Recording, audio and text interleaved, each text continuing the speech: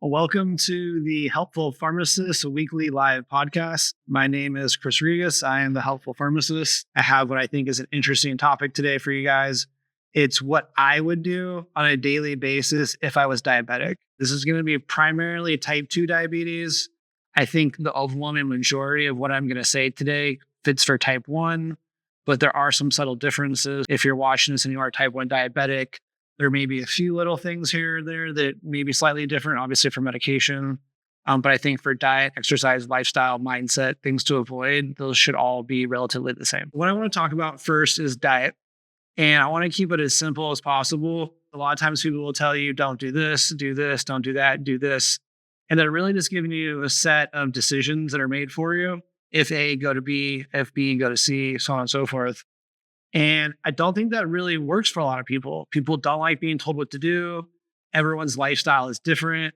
And what may work for you may not work for somebody else. And so if they're telling you the actual things to do and they don't work for you, it's not very helpful. Versus what I like to do is give people a little bit more of the understanding, a little bit of the background, a little bit of the thought process. So then you can actually start making your own decisions and you can apply that information to your own life, which is going to give you the most personal, individualized information, but also more importantly, it's going to be sustainable. Because if you don't like what you're doing, if you don't like the changes, they're really not going to be very useful or practical. To start off with, I do want to include the overall concept that diabetes in a lot of ways is a disease of diet. And that's where a lot of the work, if not most of the work, occurs. It's typically people eating too many carbs, too many processed foods, too much food, eating too often, type things that are causing their blood sugar to become elevated, and again, potentially causing them to be insulin resistant or not be able to make enough insulin, which again are typically the hallmarks of type 2 diabetes. Again, diabetics typically don't make enough insulin. The reason why is they made too much, and now they can't make enough. And the reason why they made too much in the beginning was because they became resistant. Their body was overexposed to insulin, and it kind of got tired of it, so had to make more.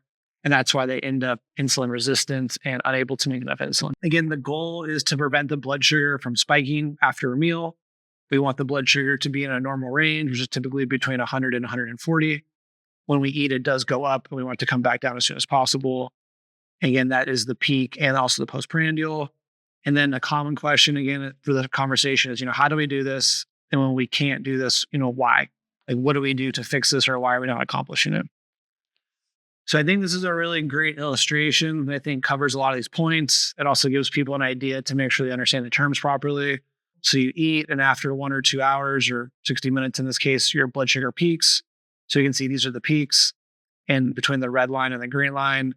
And it's also illustrating that in a normal person, it would be this level. But when we don't make enough insulin or we're not sensitive enough, it gets higher. So again, this is why the peak is an issue, because it's elevated.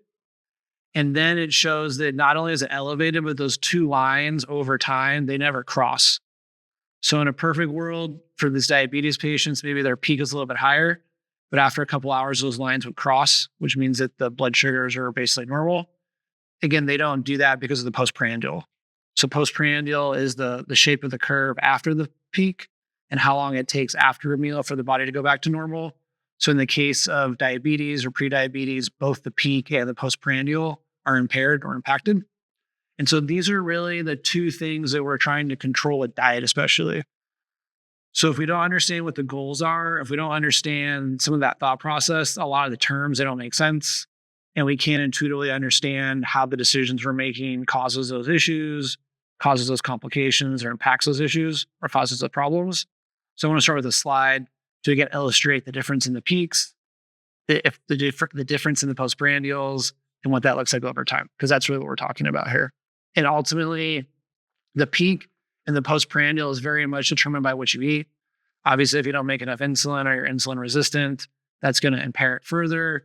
But definitely diet is probably the number one, and if not number one, a very close second place in terms of deciding these curves. So we have a lot of ability to control these curves with our diet. And we can also use this slide to understand how the food is a good decision or bad decision. Instead of thinking the green one's normal and the red one's diabetic, let's instead think that these are from the same patient, they're different meals. And let's think of the green curve as being a healthy meal of primarily vegetables, with some healthy fats and some lean meats. And let's think of the red top curve as maybe some processed food or some junk food or just a really carb heavy meal. And so what we can also see is when we eat unhealthily, we're going to increase the peak. And that also requires longer for the postprandial return. So in terms of data, it really impacts us because it helps us understand which foods work. This food causes this peak. This food or this meal causes that peak. It causes this postprandial and vice versa. And we can get a better idea of which foods work and which foods don't work. And if we don't have that data, we're just guessing. Even if you're pricking your finger, you're really not getting that much data. I've personally done this where I pricked my finger 4 or 5 times a day for a couple of days to get an idea of where I was at. And then I wore a CGM or a Dexcom after or at the same time to see either how it compares or what information is different. I can tell you 100% in my experience, when I wore the CGM, the curve was completely different in terms of how I viewed it. And it gave me a lot more understanding, a lot more information. So again, we need the data to understand how the foods affect our body. And if we're not collecting that data, we're really at a major disadvantage. But then even with finger pricks, we're not really getting a lot of data. So I also just want to mention the value of the continuous glucose meters or the CGMs and why they're so powerful. They typically have 3 versions right now. The Dexcom G7, which is prescription, the Libre 3, which is also prescription, and the Dexcom Stella, which doesn't require prescription, just came out. You can definitely get the Dexcom Stella right now through the Dexcom website. It's about $90 to $100 a month, depending if you subscribe. And so I think that's really valuable for people who can't get a prescription yet because they're not diagnosed as being diabetic, to again allow them to understand what their curves look like. And then let's say on Monday they have this for dinner, on Tuesday they have this for dinner, on Wednesday they have this for dinner. And they can compare those and say, okay, Wednesday's dinner was really bad. Monday's dinner was really good. I'm going to modify my diet based off that data. And then now you're making individualized decisions that are, again, going to lower your peak, lower your postprandial, and keep your A1C at a lower amount. So again, those meals directly contribute to the peaks, the postprandials, which directly contributes to the A1C. So we eat food, it goes in our stomach, it digests this, we break it down, it gets absorbed into the blood. That's where the blood sugar comes from. Carbohydrates are a form of sugars, which is why we call it blood sugar, even though it's really carbohydrates. And you can also call it blood glucose. So whether you talk about blood sugar, blood glucose, or carbohydrates, they're all really the same thing. The longer it takes to absorb into the blood, the slower it takes, the slower it is, the lower the peak. And the lower the peak typically means the lower the postprandial. So one of the number one goals we have here is being a diabetic. If I'm a diabetic, okay, I'm talking about my food decisions. I want to eat meals that are really slow to digest. And I always want to pair my carbs with other things that slow my digestion. So that's really the number one thing I'm thinking about when it comes to my diet. Is it, I have to eat some carbs, but I need to pair those carbs with something else in order to offset the damage, which in this case would be the peak or the postprandial. First thing is I definitely would wear a CGM, either if I had a prescription or I would wear it, a couple times a year to collect that data. That helps me collect the data and understand where I'm at. Now we're talking about what actually affects the data. So the first one is actually fiber. Fiber is one of the best ways to slow the absorption of your food, which will lower your blood sugar after a meal. And that's because the more fiber a food has, the longer it takes to digest, which takes time. And that time basically slows the absorption. So you can think about if I put 100 grams of sugar into my blood immediately, how much my blood sugar rises, versus if I put 10 grams of sugar into my blood every 15 or 20 or 30 minutes, we can all intuitively understand that it's going to be more of a flat shape curve instead of a spike. That's kind of the goal we're going for here. So again, the first one is that fiber will slow the absorption, which will reduce the peak. It also helps you feel fuller for longer, which is really important because one, if you overeat during that meal, you get that second portion. That's definitely going to spike your blood sugar or increase it more, or increase your postprandial for longer because you have more carbs, more blood sugar that you have to cover and reduce. But also, I think from a weight management standpoint, it's really important because being overweight, having a BMI over 30 typically is definitely a risk factor for diabetes and typically complicates it as it does cardiovascular disease. And so if you feel fuller for longer, you're less likely to eat more or less likely to eat too soon. So for example, today I had a really big salad for lunch. It had to have at least 20 or 25 grams of fiber in it. I'm going to be full for hours. And oddly enough, the meal was actually pretty low calorie. It was probably 300 or 400 calories, which is actually on the low end for me. But because there's so much fiber in it, I'm probably not going to get hungry for 5 or 6 hours. And when I do eat dinner, I'm going to eat a pretty small meal. That's because of the fiber. So fiber is really powerful from a weight loss standpoint, a feeling full standpoint, and also from a standpoint of decreasing the rate of absorption, which will lower the peak and minimize the impact the carbs have on our blood sugar. Basically, as you increase fiber, you decrease the glycemic index, which is a good thing. So again, the glycemic index is basically a measure of how fast the carbs break down into our sugar, into our blood. And so the lower the glycemic index, the longer that takes. So it's just another way of saying the same thing. What is glycemic index? It is a numerical system that ranks carbohydrates in foods and how quickly they absorb into the sugar, into the blood, and raise the blood sugar after consumption. Typically, we want those carbs to be under 50 or 55 or 60. Lower is definitely better. And then typically any foods that have a glycemic index over 65 or definitely a 75 either should be avoided or avoided almost altogether. So if you're eating something and the glycemic index is 80 or 85, if you're diabetic or worried about being diabetic or having problems with your blood sugar, basically you shouldn't put it in your body. And if you do, put a really small amount in. So it's a really great way for me or for patients to get access to a food list. Because what you can do is you can go onto Google and you can type in glycemic index food list. Or what's really cool is you can actually use ChatGPT now. Go into ChatGPT and say, provide 100 foods with a glycemic index under 55, and it'll pull it up for you. And so this is an example of where if you understand a little bit of the background, you can start making your own decisions. Because now I'm not saying eat sweet potatoes and green beans and celery for every meal for the rest of your life. Instead, I can say, here's a list of 100 or 200 or 300 foods that all somewhat similarly are equally good from a blood sugar standpoint. And now you get to pick. So now you're empowered. Now you have all these options. You can say, well, I don't like this. I don't like this. Oh, wow, I actually really like this. I love carrots. I can eat carrots like twice a day. It's a really great way for people to become empowered, to understand their own choices, to make their own choices. And that ultimately always leads to sustainability. And again, glycemic index is very correlated to fiber. So I'm always looking for high fiber foods. And if I can't eat carbs that are high in fiber, I'm going to find fiber to pair with it. So if I know I'm going to have some pasta, I want to have a bigger salad. If I know I'm going to have some pasta, I want to find some type of a food that has more fiber in it. Or they even make certain types of brown wheat pasta or brown rice pasta, which has higher fiber. The next thing I'm always thinking about when I look at my food is how processed is it? The more processed the food is, the faster it's going to absorb into the blood, the more it's going to spike the blood sugar. And that begins to make sense because typically when we process something, what we're really doing is we're stripping away the fiber. So if you think about brown rice versus white rice, the difference why it's white is there's no more fiber, they pulled it off.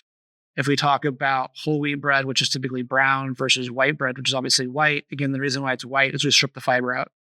So typically when we process a food or when we talk about processed foods, we're talking about foods that have had the fiber reduced. Once you understand that, you can then begin to ask your own questions. Is this food healthy or not? Well, I can ask how much fiber is in it. If it's high in fiber, it's probably good. If it's low in fiber, it's probably bad. And if it's low in fiber and I want to eat it anyways, I can find something else that's high in fiber to offset that. And it also definitely applies to junk food, which we all know. The worst example is going to be soda. First of all, I don't think anyone thinks there's fiber in soda. So obviously there's no fiber in soda. There's also no protein and no fat. So there's really nothing in there to help slow the absorption. It's completely processed. And when sugar is in liquid form, it always absorbs the fastest. So if you wanted to diabolically create something that was going to cause the most massive increase in blood sugar, it basically would be soda because it's processed. There's nothing to slow the absorption. And if it has fats, it's typically saturated fats, which aren't healthy, or trans fats, which are even worse. So again, that junk food doesn't check any of these boxes. The other two factors of a food or a meal that can also help slow the absorption or the breakdown of the carbs is going to be protein and fat. So protein is a really great way to delay the digestion, which again is another way of saying it takes longer to absorb. The lower the peak, the lower the postprandial, and the quicker we get back to normal. So again, this top one is the red line's junk food, and the green line is something that's really high in fiber, high in fat, high in protein.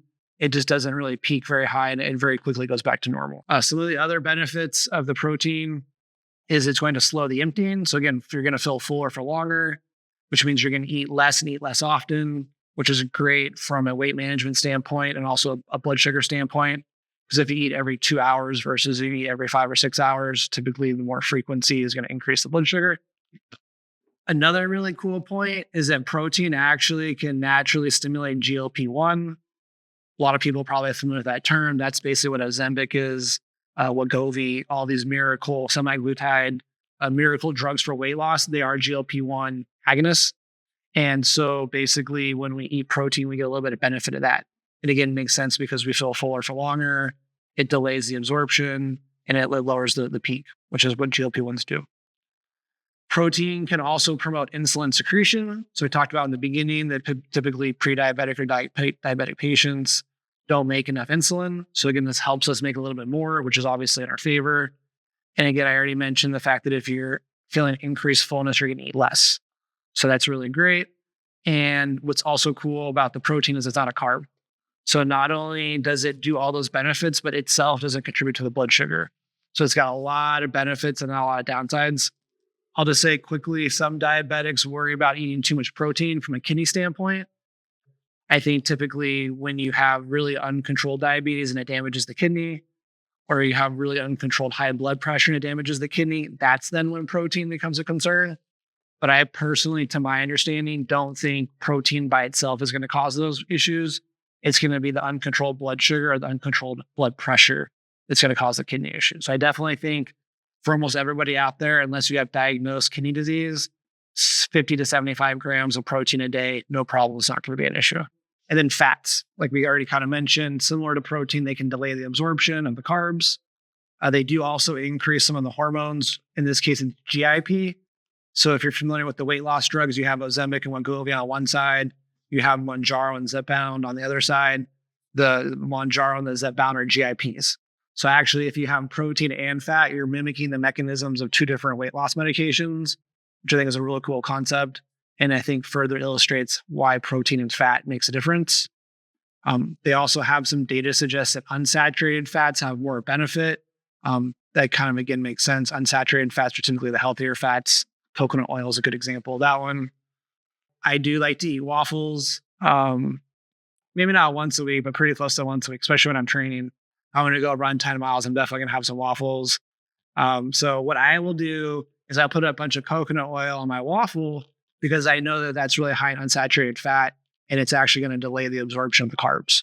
So it's a really great example. Again, I'm diabetic. I'm going to go train, or I just love waffles. I want to have some waffles. How do I do that in a more, safe or beneficial way? I'm going to pair it with fats. What I also will do, again, if I'm diabetic, I'll eat some eggs with it. So I typically never eat pancakes or waffles without eggs because those eggs provide protein, they provide fat, and they further delay the absorption. What I actually do now is I mix almond flour with the Bisquick, although I don't use Bisquick brand flour. And again, I've increased in the fiber content and the protein content. And the kicker is after that meal, I typically almost always have a whey protein shake to further increase the protein content. So those are some really great thought process examples. If you have a food that you like that's not good for you, what you can do around that food to help it have less of an impact. So anytime I'm eating a high carb meal or eating a high carb meal that has maybe not the best glycemic index, I'm always asking myself, how can I add fiber? How can I add protein? How can I add fat? Because all those things are going to lower my peak, my blood sugar, and then again, learning to identify what is processed and staying away from that. Which is one other point that I wanted to go over again too, which is portion size. If you're eating a healthy food, eat a lot of it. If you're eating an unhealthy food, eat a smaller portion. So portion size is a big concept, but I think we can also use it here, where if I'm eating really processed foods or really high carbohydrate foods, I want to eat a really big portion of protein or fiber, and I want to try to minimize that carb as much as I can. So maybe I don't need to eat 2 waffles. Maybe I can eat 1 waffle. Maybe I don't need to eat, 3 hot dogs. I can eat 2 hot dogs. Anytime that I can decrease that portion size of that unhealthy food, it's going to help me. Just like every time I pair it with a fat, fiber, or protein containing food, it's also going to help. And if I start doing multiple of those things at once consistently, it adds up over time. So that's really how I'm thinking about it. Portion size, fat, fiber, protein, not processed, glycemic index. And again, when I put all those things together, it really empowers me to make some better decisions. So just to kind of wrap that up, Again, I hope now we can kind of begin to understand some examples of why soda is bad, because it's just completely processed with nothing else in it. But also things like chips, junk food, and candy. Again, they have no fiber, they have no protein. They either have no fat or they have no unhealthy fat. It's just carbs. Versus beans are high in fiber, high in protein. Lean meats, again, high in fat, high in protein. Vegetables typically have really low glycemic index for those carbs. They take a long time to absorb. And something like fats to pair with a meal or on a meal on its own have very little carbs, are high in fat, have a good amount of protein, and typically have a good amount of fiber. So combining those things or those ingredients, we can now begin to see that contrast between, the junk food and the healthy food. I do also, before I go on to the next subject, to finish off with food, I want to talk about another thing is the ORAC value. So again, that's the oxygen radical absorbent capacity. It's a fancy word for how many antioxidants are in it. So if you could also find yourself a food list that has high ORAC value, that's another great way of finding foods. Same thing with finding a food list that's high in fiber is really important. And then I also want to say that if you can't see what you're eating in nature, it's probably processed. So like you're not going to see a can of soda in nature. You're not going to see a hamburger bun in nature. You're just not going to see it. But you'll see carrots, you'll see apples, you'll see oranges, you'll see beans, you'll see nuts. You can kind of see things like fish and cows and chickens. So that's also another really simple way of asking myself, should I be eating this? So I'll also think about that as a diabetic. Does this occur naturally in nature? And if it doesn't, either I shouldn't eat it, I should minimize the portion size, or I need to pair it with something else. And if you do all those things together, it definitely will have a major impact on your blood sugar. So the other part about diet that I want to kind of mention here, because again, like I said, diabetes is a disease of diet, is plan in advance. Now I know what I need. Now I know what I like. Now that I know it's good for me. The next thing is making that more consistent, more frequent, which means planning in advance. Also want to include that it's not that easy to buy pre-made food that's healthy. They put a lot of random ingredients in things, which do really weird random things. But it kind of makes sense because their job is to sell you food you like to make you come back. So if the food doesn't taste good, they're not really going to stay in business for very long. So they have a huge incentive to make food that tastes good, which typically is not necessarily food that's super healthy. Or oftentimes they cheat and they use sweeteners or preservatives or, sauces with 9 or 10 different ingredients in it, which are not healthy for you. So again, pre-made food is typically an issue. Again, nobody's perfect. Sometimes we have to do what we have to do. A couple of weeks ago, I had to go buy some food, and I basically bought what I would describe as a vegetable and chicken burrito. There was really not a lot in it. I was really shocked. There wasn't a lot of sauce.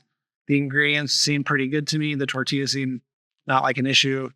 And yet I had one of the biggest blood sugar or blood glucose level spikes I've ever seen in myself. I was wearing the CGM at the time. It was really high. And I was like, wow, I'm really shocked right now. I thought this was a relatively healthy food. And so I was really surprised by that. So it's another great example of one, how if you have that data, you're going to notice things that maybe you would miss. And two, that even when you buy pre-made food out that seems healthy, sometimes it's not. Also want to include the idea that buying pre-made food is typically expensive. So not only is it not great for you or potentially bad for you, but it's also expensive. And that's also money that you could be spending elsewhere versus being able to spend that money on a gym membership or health insurance or at the pharmacy or supplements or personal training or therapy, whatever it is. You're kind of wasting your money on unhealthy pre-made food in a way that's just really not going to help you. So I also want to, again, include the solution to that is meal prep or food prep. So again, you can make a list of low glycemic index foods and then find the ones you like, get a list of high ORAC foods and then find the ones you like, and then meal prep. So what I've been doing lately is I make some salads. I got a cool dicer. So I just put the vegetables or the produce in the dicer and I just push it through and it falls into the bottom and it's basically ready to make a salad. So I'll put some cabbage, carrots, celery, lentils, a little bit of hummus, a little bit of chicken. Takes me like 5 minutes. It's really easy. And it probably cost me, $3 or $4. Instead, if I go and buy a salad, it's like $18. So I just saved myself like $15 in a day that I can use to go buy supplements or therapy, whatever it is. Find those list of foods, find the foods you like, and then a couple days a week, you can prep them. So Sunday night, Wednesday night, pick 2 or 3 days a week. Just make a couple portions. Buy some cheap Tupperware that doesn't have BPA in it, and you're good to go. And it's probably going to be the single best way you can reduce your blood sugar, because it's typically that meal that you eat out that's going to be probably the worst for your blood sugar, which is why, again, planning in advance is typically phase 2, because once we plan in advance, we have more control over things, especially the amounts, both for the portions and the calories, but also things like fiber, protein, fat, and the types of carbs. So the next one's going to be exercise. So I will say that you need to do as much of this as you can. In some sense, no such thing as too much exercise. Obviously, if you're doing 4 or 5 hours a day, you're doing 20 or 30 hours a week, okay, maybe that's a little excessive. Might be an overtraining type thing. But for most people, there's no such thing as too much. It's got a major, major benefit. Some of the examples would be it increases your insulin sensitivity. So the insulin you have works better. Again, we mentioned earlier that diabetes is defined as being insulin resistance. Sensitivity is the opposite of resistance, so it moves us in the opposite direction, which is good. Can be for up to as long as 72 hours. So it's not just like today and then now that exercise helps, but for the next couple of days, it can benefit in lowering my blood sugar. So that's really important to understand. And that's why they typically recommend diabetics exercise at least 3 days a week. Because if you do it spaced out, that's basically every 72 hours. Exercise also increases our metabolism, and it increases the nutrients our body needs. So if I am very sedentary, I don't do a lot, and I eat food, my body doesn't need it, it's going to store it, I'm going to gain weight, or it's going to hang around in my blood sugar, keep my blood sugar elevated. But if I go and run 5 or 10 miles, you better believe my body is hungry, the metabolism is very elevated. And when I eat, all that nutrition is going to go typically into my muscles and my body, which pulls out the blood sugar. So again, the more we increase our metabolism and more we increase the metabolic demand of our body, it typically causes that food or those nutrients to shift into the cells and then not linger in the blood. So again, we're pulling the sugar out of the blood, which obviously is going to lower it. Exercise can also increase the amount of glycogen our body can store. So glycogen is another place that carbs can go. So the more glycogen we can make, we're basically going to pull the carbs or the sugar out of the blood. So there's 3 examples of how exercise can actually lower your blood sugar. This is why it's so important, something you should be doing basically every day. I ideally recommend everybody who's serious about being healthy or serious about not getting sick, you want to go out and walk for 20 to 30 minutes a day. That's definitely a really good piece of advice. When people ask me, how fast should I walk? If you can have a conversation while you're walking, you're not walking fast enough. So if you're someone who's trying to do moderate level activity, you can have a conversation, you're not walking fast enough. If you're someone who's trying to take it easy, maybe you're a little bit older, you have an injury, you don't want to overdo it, you're just getting back into shape. If you can't talk, you're probably walking too fast. So you may want to walk at a pace where you can have a conversation and use that to guide the rate at which you'd be walking. But why this also matters is that exercise improves your circulation, and it definitely improves the health of the blood vessels. Basically, the number one complication of diabetes is cardiovascular disease. It's really the inner lining of the blood vessels being damaged. So anything that improves the circulation, anything that improves the health of the blood vessels is the number one thing we need to really focus on from a diabetes complication standpoint. So not only does exercise help lower the blood sugar, but also improves the function of our cardiovascular system. So it's got multiple benefits. And again, also exercise will typically help you lose weight. We talked about earlier about how being obese typically is a risk factor for diabetes or can make it worse. So if you are diabetic, cardiovascular disease has got to be probably your second primary focus after keeping your diabetes and your blood sugar in control, because most likely the major health issue you're going to have as a diabetic is going to be cardiovascular related. Also want to include real quick that exercise can help reduce your stress and provide a break from your life. Stress is ubiquitous in this world. I don't think anybody is free of stress. And if they think they are, they're probably mistaken. We all need to have something to reduce our stress levels. So exercise is a great way to do that. And stress has also been shown to increase blood sugar. So again, another big benefit there. It provides a nice break from your life. Stress does actually increase the blood sugar. It increases a fancy word called gluconeogenesis, which is basically how the liver makes blood sugar or sugar from the blood. So when you're stressed, your liver makes more sugar. At the same time, when you're stressed, it makes the body less sensitive to insulin because a part of stress is fight or flight, and your body thinks it may need to go run away from a tiger. So it wants to make sure there's plenty of energy in the blood to do that. So it turns out stress directly increases blood sugar. Another point to be mindful of is that when you're really stressed out, some people tend to kind of stress eat or comfort food eat. And those comfort foods typically aren't very healthy. So the more stressed you are, it can oftentimes impact your diet. Being stressed may also impact your ability to exercise, unfortunately, which is especially sad because the more stressed you are, the more you should exercise. When we look in reality, it's typically the opposite. The more stressed you are, the less you exercise. Stress also impacts your ability to think clearly. So if we're trying to look at our food and make decisions, look at our diet, make decisions, or improve our life, obviously that's not good. And then also stress can impact our sleep. So again, exercise can basically reduce stress and it helps all those things. And also, if you become sleep deprived, it also can make your blood sugar potentially worse. So I'm always exercising as a diabetic. Ideally, if I can, I want to be able to go for a walk for 10 or 20 minutes in the morning and go for 20 or 30 minutes at night. And if I'm able to go walk after my lunch, because anytime I go for a walk after a meal, it's going to lower my blood sugar. And if I can do it multiple times a day, even better. And the more I exercise, the more it's going to help lower my blood sugar. Also give me that stress benefit. So as a diabetic, every morning I make time and I go walk for 20 minutes. And then every evening after dinner, typically I go and walk for 20 minutes. But it also helps with my stress.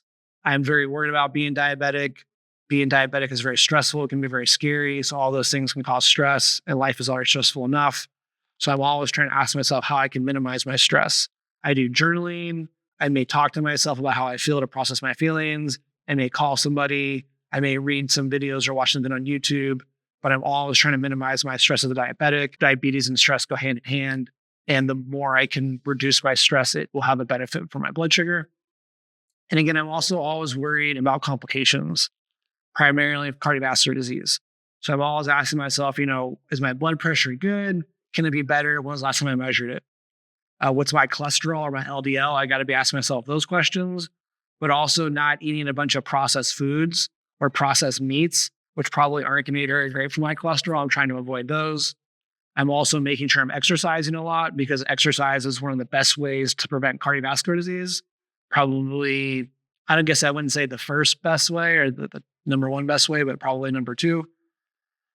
Anecdotally, what I have always told people is when I talk to patients and ask them my blood pressure, every athlete or cyclist I talk to, their blood pressure is 115 over 60 or 65. They also have a heart rate of between 50 to 60 without much exception. So definitely the number one way probably to reduce cardiovascular risk is exercise. I definitely want to know what my A1C is. And so I'm always, either pricking my finger, wearing my CGM, or getting my A1C measured twice a year. That's really beneficial. And again, if I need to, or if I have the ability to, I'm wearing a CGM. And also my weight management.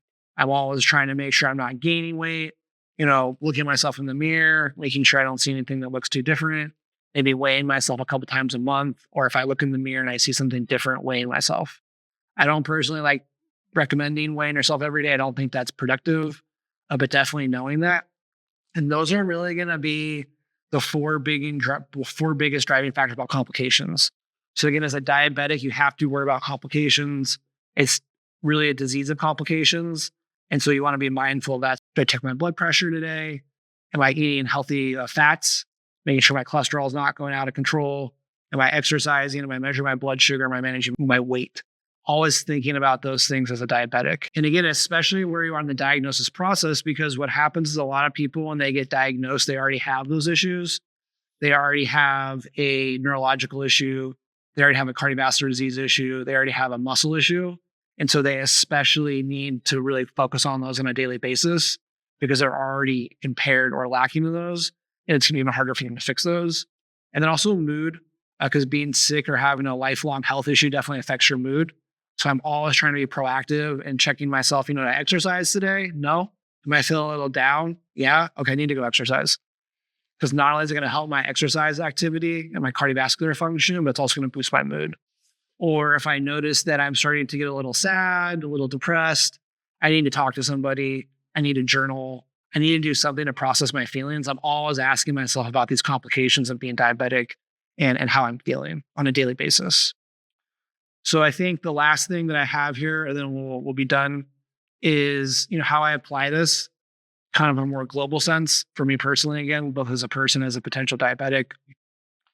If I had a cheat meal today or had a cheat meal yesterday, eating more junk food today is not a good idea. So I always tell people it's okay to eat some junk food every once in a while. You have to be happy and healthy and sustainable and all that. And if you have a diet that you don't like, it's not going to really be very long lasting. But if you have a cheat meal, don't do it multiple days in a row or multiple times in the same day. If I have ice cream, the next day I definitely eat extra healthy. I exercise even more. I may even do an intermittent fast for the first half of the day, just to allow my body to process those calories and then those ingredients instead of storing them. I also like to keep a mental list of what I eat. So again, the more healthy food I eat, the more occasionally I can eat bad food. So if I have a really, really, really stellar diet that's completely dialed in, if I want to have a cheat meal every once in a while, it's probably not going to have much of an impact. But if I'm eating a lot of unhealthy foods, that's definitely not the time to have cheat meals. And instead, I need to be looking for something to offset it. I'm allowing myself that flexibility, but I've also figured out a way to kind of compensate for it and decrease the consequences of bad decisions or cheat meals. And then again, if you are someone who's wearing a CGM, you can also use that to make small decisions. You obviously have to take medications if you need that. And if you're on medications, you need a system. You have to have some way of organizing and keeping track of it. Just telling yourself you remember to take it every single day is probably not the best bet. So you can use a pill organizer, you can have a calendar, you can have an alarm, but typically you need to mark it down somewhere, have a routine. I do it every morning, I do it every evening, before dinner, after dinner, whatever it may be. I have an alarm, I have an app. You need something, you need some system. That's really important because you need to have a consistent pattern. If you're not consistent with your routine and your pattern, you're going to be more likely to miss doses. Also want to include to be mindful of side effects. So if you know it causes urinary issues, if you're making prone to being low on your blood sugar, dizzy, confused, waking, whatever it may be, and you want to be mindful of those things with your medications. And then also you need to know your treatment goals. So if your A1C is increasing, you add another medication, you go get your A1C measured again, your A1C still increases, there's something going on there. Maybe you're not taking your medication properly. Maybe it's not being dosed properly. But definitely if you're not reaching your treatment goals, there's going to be something to be said about the medication in terms of it not being used properly or being taken properly by the patient. And that's a conversation to have with your doctor. My name is Kris. I'm the Helpful Pharmacist. And I am really trying to help people understand how to improve their health. I'm not here to tell you what to do. Instead, I want to give you guys some food for thought to help you make better decisions that are more in line with what matters to you. So if you like the information, please subscribe to the channel or like the video or both. You can also reach me at welcome@yourpersonalpharmacy.net. If you have any pharmacy questions, we have some great information at yourpersonalpharmacy.net. We have a really extensive FAQ section. And if you're looking for supplements, definitely check out our shop tab. We have a really nice pharmacist curated inventory selection where I basically make a list of all the supplements I think are best for people, whether it's the proper brand, the proper product. And I do a lot of the research for you. If you are looking for a new pharmacy in the San Diego County area, definitely give me a call or send me an email. I'm more than happy to explain to you what we do and why it's different. Thank you for watching, and definitely keep subscribing because there's a lot more information to come. Thank you and have a great day.